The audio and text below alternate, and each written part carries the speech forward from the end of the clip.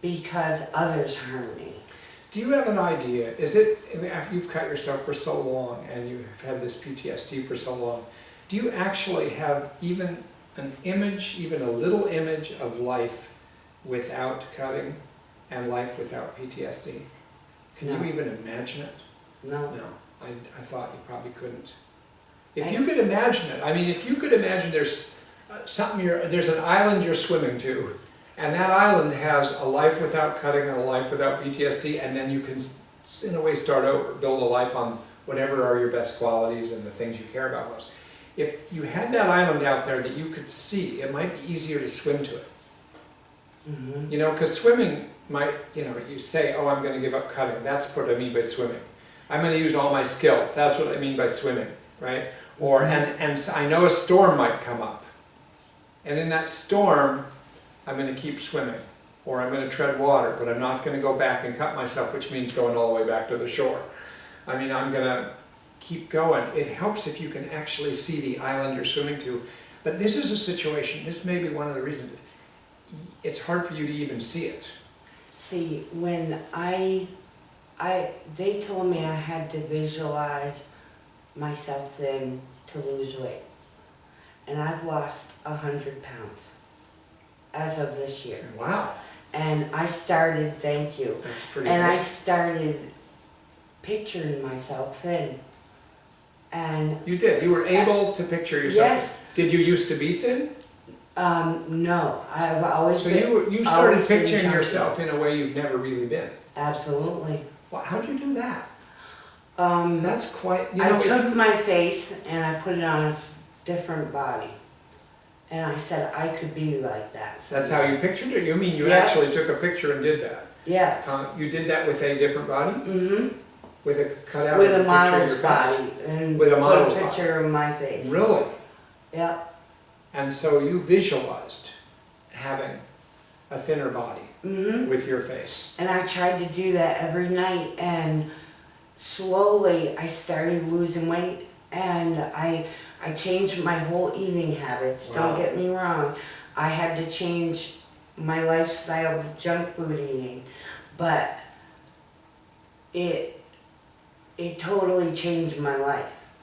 And I could start visualizing myself then. And I have continued to lose weight. I'm continuing losing weight as we speak. So that's, Do you still have that visual, do you still have Yes. that image? Is it still motivate you? yes, and I know what you're saying, but I can't even visualize not You cutting. can't visualize, yeah. You can't 'Cause I visualize not can't. cutting, and you can't visualize getting to the point where you could deal with the PTSD and get through it. You can't Absolutely visualize it. not. So the question is, what would it take for you to swim in that direction, meaning giving up cutting and it's sort of, let me just say, that was beautiful the way you just described the losing weight. Because what you said is, it isn't just that you had to visualize that, then you had to make all these changes. Mhm. Like probably if you add them up, if you listed every single little change, I bet there's hundreds, if not thousands of changes you made. Absolutely. All these things to do this, to get there. Mm-hmm. Giving up cutting is the same thing. You'd have to do so many things different because every time you think you're going to cut, or you think you could cut, or even in the morning you think if things get bad I can cut, and then you think, actually no, everything has to change. But you don't have that image. So the question is, I guess one way to go would be to try to create that image, Mm-hmm. knowing who you are, knowing what life is, maybe working with your therapist on this, getting to the point where you can actually get an image that is strong. Because I've just learned about you that a visual image can be motivating. That's Very not true of everybody. motivating. So that's a good thing you have. But you aren't able to apply this to that. I mean, it's not good enough to just visualize not cutting. That's like a negative visualization. That's like eliminating cutting. It's not as compelling. That'd be like visualizing not eating Mm-hmm. stuff, junk food. That's not very strong motivator. It's a strong motivator if you can visualize what would happen after a while if you're not cutting. Your scars settle down a little bit. You're not hurting people anymore. You're not perpetuating your PTSD by cutting again and again. Okay? and somehow you start to picture yourself on this island of your new self. And maybe then you can get the PTSD treatment, because I don't think you can get PTSD treatment until, you know, and now in DBT they've developed the PTSD treatment in DBT. Wow. That wasn't there until the past year, and now it's there, you know.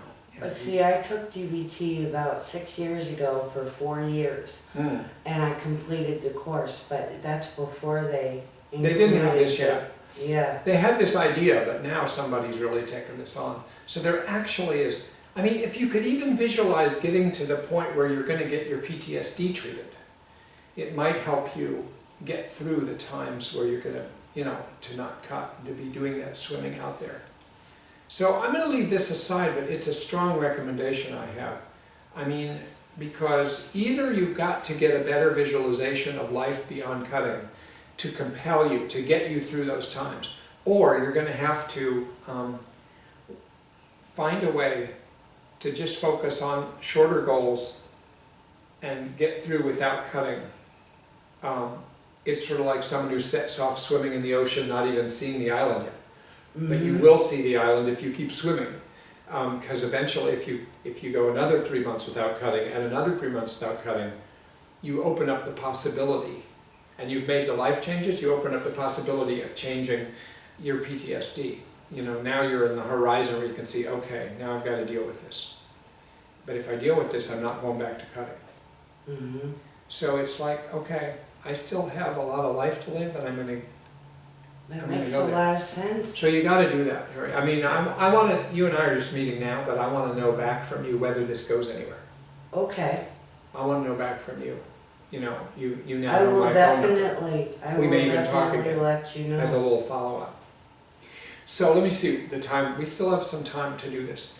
So you cut yourself last weekend. You told me about the cutting. What did you? When was it on the weekend? Just so I have an idea. It was on Friday night. All right, Friday night. So I think you know how this works because you've probably done chain analysis. But what I really want to know is kind of like, you know, if you're cutting, if you cut yourself here, and here's time going along this way. Time. And there was a certain point here that something happened that was the turning point, or that started things moving in the direction that ended up with cutting. Boom, boom, boom, boom, boom, cut. You know, was there a certain thing, or was it not any particular thing that got you maybe having... It's a certain thought, sets of thoughts that trigger me into cutting. A set of thoughts. It's a string of thoughts that come along when I'm having a difficult time. And usually it's, I'm worthless, I'm not worth anything, nobody's treated me well up until this point in my life that were close to me, my family, friends, have mistreated me. I have no purpose, and there's no sense in taking care of myself, and why not hurt myself, because there's no point in being kind to myself because no one else is kind to me.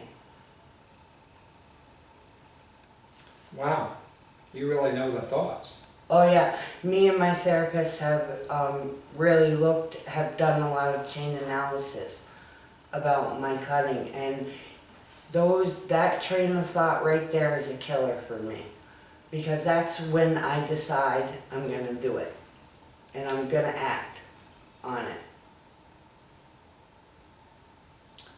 And once you decide, so is that what happened on last weekend? Yep. These thoughts started going.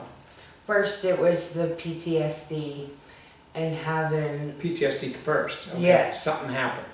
Yes. Started having flashbacks. Yeah. Heard something on the radio that was close to my abuse, and it triggered me really badly. And then I started going down this road of when last year when I was really ill and really triggered and I couldn't place my finger on what started all that. And then I finally went back and I figured out what started that, my PTSD getting set off so badly that I literally called the police and told them I believed they were gonna come kill me. And I told them to come shoot me execution style in front of my neighbors. If You they were believed the gonna police do were it. gonna come kill you? Yeah, Yeah, and you called them. I called them Now and I wait, this told isn't them the to come episode do this it. weekend, but this, you were remembering one This is last year. last year. You were remembering one from last year. Were Yeah. you remembering the one from last year in the middle of this thing happening on Yes. Friday? Oh my God. So your mind really got caught back in a previous flashback. Absolutely. Sort of flashback in a flashback. And it was a Yeah. really severe one where you actually called the police. And you were thinking, please come shoot me. Yep. Come shoot me because, I thought they were coming to kill me. I thought they were gonna come kill me anyways because I wasn't worth living. oh, Like, I wasn't worth being on the earth. So I thought they were gonna come kill me. And I got paranoid with my PTSD. The thing about PTSD is when you're really triggered, the paranoia is terrible. The paranoia that comes along with the flashbacks is Wow. so immense and scared. wow. And Because the I got so paranoia- paranoid that I thought they were gonna come kill me, so I called them and told them to come get it over with and do it execution So, style on my lawn. so by paranoia, you mean that that if you've been victimized in your life, the paranoia is it's going to happen now, or it's happening now, or It's somebody's going to happening do it now. anyway. Or somebody set your PTSD emotion on purpose. You start to feel that. Yeah, You start somebody thinking started. people did things on purpose to set up You your kind of PTSD. lose your ability to know whether that's true or not. You start to feel like Yes. that's. You become out of reality and you're not in reality anymore. And is that what happened Friday? Yep. What about, but also somewhere in there, the thought kicks in, I don't deserve to be alive, or I deserve to be treated this way. Not only do I feel I'm going to be killed, or I remember feeling I'm going to be killed, and I'm having that same feeling again, but actually, it should happen. Mm-hmm. It should happen because what? Because I am so bad. Is that it? Or because I've done something so wrong? Or just because if everybody thinks this of me and treats me this way, I must be terrible? Yes. Is there more that one? Yes. Because It's like I must have drawn the devil out of my dad and my brother to abuse me. must have drawn I still you still have that feeling. blame and have that thought. And I can blame tell, myself. Terry, when you say this, that you still actually, there's a big part of you that believes that. Well, my mother told me for years it was my fault. So of course you believe that. I mean, She where's said, I don't know what happened to them, I just can't figure out what happened. She kept saying to me, and she kept saying, do you know what happened to them? And she kept saying, I think it was you, and she would tell me that for years. And so I got the belief that it was my fault. Okay. I get it. Wow. And I've tried to banish that thought in my mind with my therapist, but it's still really, it was so strongly instilled in me as a basic message as a child that it's very hard to let go of that thought or notice when I'm having that thought. To just notice it, like Or just to notice, skill. exactly, like observe and describe. Mm-hmm. Just notice the thought and know that it's a thought. Mm-hmm. Remember that it's a thought. That's right, and you don't have to act on that thought. It's not necessary to act on thoughts. It's just a feeling, it's just a thought, and you don't have to act on them. Okay, so let's be back in Friday. So Friday, something got things going where you had a flashback. You said something on the radio. Yes, Something on the radio that's close to your real life abusive situation. absolutely. Okay, you hear something. That triggered you. Hmm. It triggered you into was your body triggered? Were you triggered into a whole It feeling? was body and mind. Body and mind, or triggered back as if you're like, oh no, here it is again? Yep. And the emotion that goes with that, what emotion was going with that? Is it fear again? Is it anger? Is it Fear, anger, sadness. fear, all anger, and three of them. sadness? Yeah, all come there. But come really strong. This is a flashback is where you can't really check it at the door. It takes over. It's not just a little part of you. The difference of a flashback and a memory is that the flashback is everything. It's like a dream. Circumferencing, all circumferencing. Circumferencing, that's a good word for it. Mm-hmm. Whereas a memory is sort of something you know you're having, because Mm-hmm. it's it's a memory. You Right. might even know that it's a distorted memory, but you at least you know it's a memory. It's not happening now. Mm-hmm. So this isn't a memory; it's a flashback. It's like totalistic, and it takes you over mind and body, and then you have all these thoughts that go with it that you're not you're not worth being on Earth. And I get heightened after the flashbacks. I become hypervigilant and hypersensitive to my surroundings. When you keep saying flashback, do you mean that you're having the actual experience as if it's happening Yes. now, the same things that happened with your father and your brother, Mm-hmm. that kind of flashback, or something else you're flashing back to? Actually, it was a combination of flashbacks. It was back to a time period when I was really ill last year and what kind of set that off. And then I was having flashbacks of another time period of when I felt that horrible and my dad was abusing me and my brother. So you've got that going on too. And then I started seeing literally being raped again, and then all the emotions, the anger, the fear, the fight or flight feeling that comes with that all hit me, and I become hyper vigilant and hypersensitive to my surroundings. Any little noise seems 10 times bigger.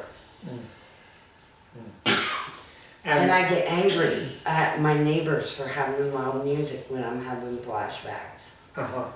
I'll like So yell. your emotions kind of get out of control. They I go, get paranoid and think my neighbors are blasting their music to help me and snap me out of my flashback. oh, See, yeah, I think everybody's out to help me. that's it. I like that flashback. I mean, or I like that part. Yeah. If you actually thought everybody was out to help you, you might feel like you were worthwhile. See, doesn't seem to quite overcome the feeling that negatives. way. I started feeling that way when my teachers started taking interest in high school about why I wasn't functioning well in school. Teacher took a genuine interest. Yes, Noticed. and figured out and knew something very badly was going on in my home, but couldn't do anything about it because she couldn't get me to admit to what was going on and be literally outwardly verbal about it, so she could actually act on it.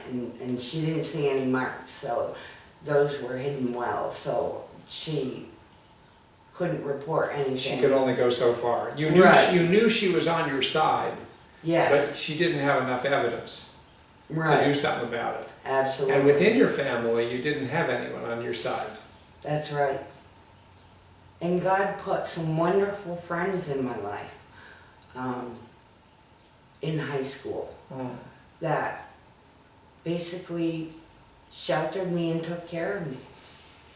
Where my family wasn't taking care of me. Did those friends know what was going on with you? No, some of them, only 2 of them knew what happened to me because we all started talking about it. And 2 of them had similar experiences in their family. It's not an uncommon thing. And, No, it's not. And we formed a bond after that. And we kind of took care of each other. Hmm. Now, one of the other girls had PTSD like me, and the other girl's mother actually took her cousin, the perpetrator, to court and prosecuted him, Mhm. and showed Shelley that she could fight against someone hurting her. And that never happened for me, and that never happened for my other friend. Yeah. And the denial and the acting around the family members like everything's fine at family functions, and, you know, putting on the mask and all that was, You think it might have made a difference if there had been somebody came along like Absolutely. that, yeah, and really stood up for you absolutely. and believed you. Hmm. Being believed must be a big deal. It really is. My mother still goes in and out of denial to this day. Still now. And we still struggle with each other because of that. Well, let me ask you, going back to this thing on Friday, so you get into flashbacks. Is there anything you can do once you enter into a flashback to break the spell, to interrupt it, to bring it? Sometimes I will grab an ice cube and Yeah. I'll put it on my wrist or Yeah. on my hand. And sometimes that'll pull me right out of the flashback. Oh, it really will. It'll pull me right out. That ice cold cube will start burning in your hand just like cutting. But that must mean when you're sometimes in a flashback, there's a little part of you that is aware you're in a flashback and is going to try to get you out. Mm-hmm. There must be a little part of you that says, let me get an ice cube and try to break this spell. Mm-hmm. So it means there's a little part of you that's not under the control of the flashback.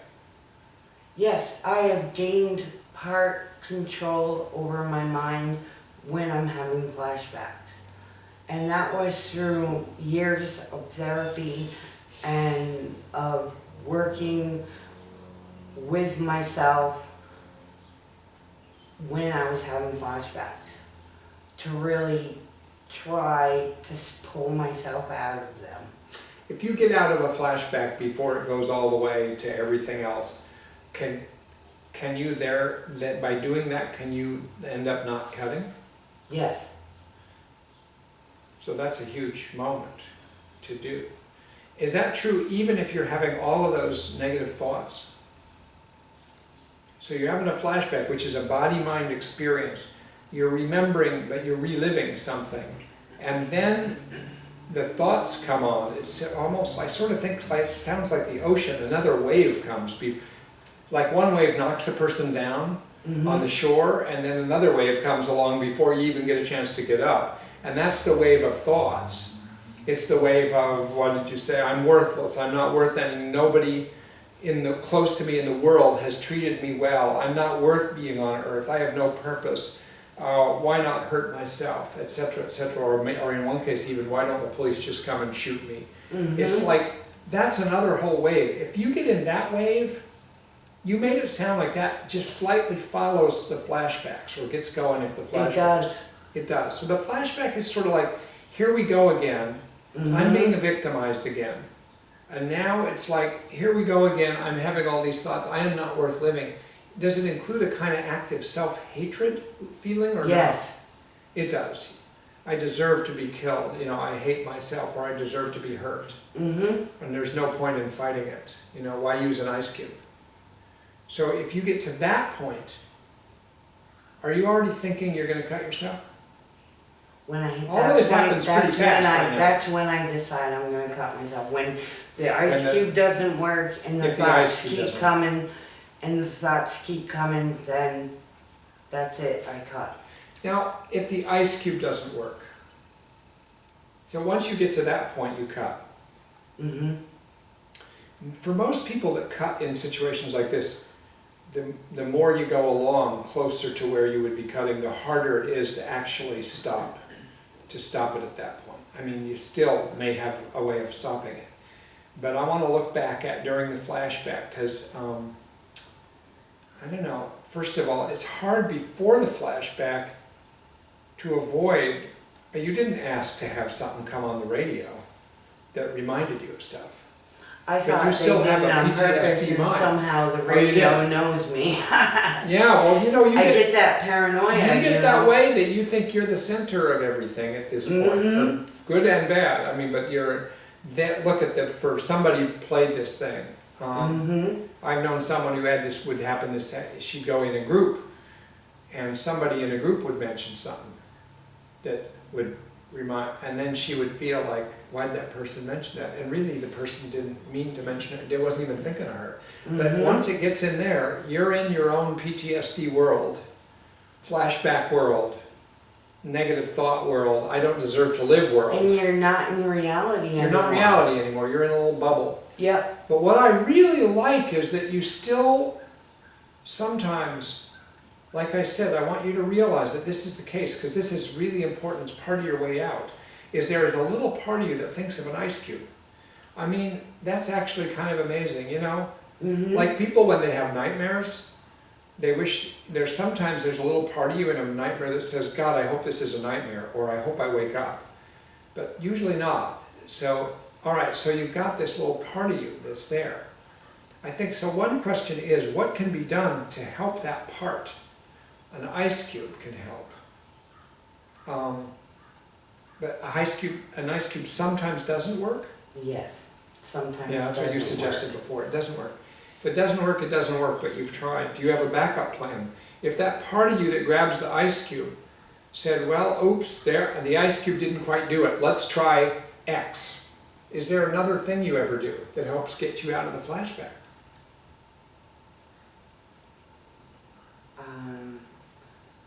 When I was going through DBT training, I would try a list of things. You would. But I would go back to the beginning of the list if that didn't work. Yeah? And DBT gave me back my life in a really big way for a short period of time. But then the thoughts were so overpowering that it would overpower even that part of me that was trying to help me. It's interesting that you say it's the thought, once again, the thought. These thoughts are really powerful. I mean, you're talking about flashback. Flashbacks are pretty powerful too. But on top of the flashbacks, what I call that second wave, these thoughts really pound you. Yes. And it's hard to check them. It's hard to, once you're there, you could do this whole list of things. And still feel rotten. Still feel rotten because those thoughts take over. Yep. And there's feelings that come along with those thoughts that I felt when I was a kid. And I associate these really deep, sad despair or deep despair feelings with it. It's a really profound, deep despair that comes along with Deep those despair. thoughts. The despair of nothing can be done about this. Or I'm nobody's stuck. gonna help me. Nobody's gonna help I'm not gonna be able to fix myself, no matter how hard I try. This is gonna keep happening to me. So it becomes a big deal. Like what's the point of even trying to get out? I might as well just give up the fight. It's gonna keep happening. Some days I can't let it roll off my back, and some days I give up the fight, yep. And on those days, I'm real scared that I'm gonna kill myself. And I'll even have suicidal feelings on those days. But most days, I can carry the load I have to carry, and